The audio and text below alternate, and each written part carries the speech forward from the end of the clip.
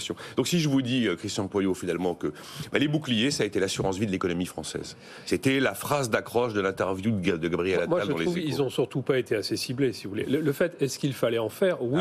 Alors, je ne vais pas redire ce que j'ai dit il y a quelques instants. Le fait, ça aurait dû être beaucoup plus équilibré entre les entreprises et les ménages. Mais est-ce qu'il fallait en faire? On n'est pas voilà, bon. Ok, maintenant, ils n'ont pas été assez ciblés. Et je rejoins tout à fait Eric là-dessus. C'est-à-dire que ce qui est compliqué, c'est facile de donner des leçons autour d'un micro quand on est aux manettes. Donc, moi, je ne suis pas en train de tirer sur le gouvernement de manière générale. Mais il faut essayer donc de voir l'effet court terme et l'effet long terme, si j'ose dire.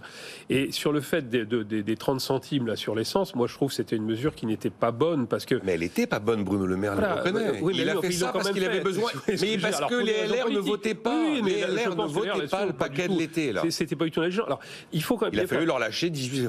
Il y a quelque chose qu'on a tous du mal à comprendre, c'est quelque part, on est en guerre. Alors, on a toujours été en guerre économique de manière autre, mais là, ça s'est quand même largement accentué. Il y a une guerre militaire. Bon, heureusement, on n'est pas directement impliqué, en tout cas indirectement, mais il faut qu'on l'ait tous en tête, et tous, autant entreprises que particuliers. C'est-à-dire qu'il faut qu'on soit plus à faire des efforts et accepter de réduire peut-être un certain nombre de dépenses, etc. C'est toujours difficile à entendre. Et encore moins, bien sûr, sur les gens qui sont dans des situations très compliquées, je le comprends. Mais quand on a dit à tous les Français, quels qu'ils soient, il y a 30 centimes sur l'essence et qu'on voyait 900 km de bouchons le week-end de je sais pas trop quoi, excusez-moi, là on marche sur la tête, quoi. On marche sur la tête. Il faut prendre les gens pour responsables. Donc, alors c'était compliqué, comme à chaque fois que vous faites ce genre de choses, parce qu'il faut prendre je sais pas quoi, l'IRPP de ceci, ça. Mais au moins vous le faites et ça met dans la tête des gens que le prix de l'essence à l'heure actuelle, il est absolument pas au bon niveau. Donc, encore une fois, il faut arriver à trouver des mesures de court terme, essayer encore plus de faire comprendre aux gens que oui, on est face à une situation quand même complètement atypique. Alors évidemment, on passe de situation atypique en situation atypique. C'est un peu vrai, oui. Le Covid, la guerre, machin, etc. Bon, mais c'est la vie,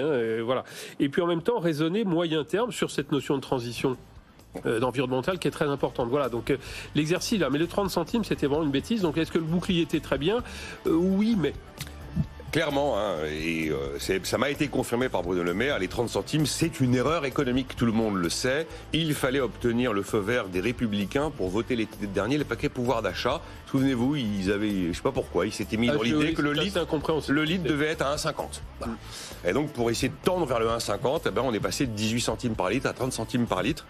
Ça va être intéressant de voir ce qui va se passer dans 10 jours, là, quand on va passer de 30 centimes par litre à 10 centimes. Oui, en plus, Total va réduire sa subvention de 20 à 10 centimes en même temps que celle du gouvernement. Ils ont décidé de caler leur agenda sur celui du gouvernement.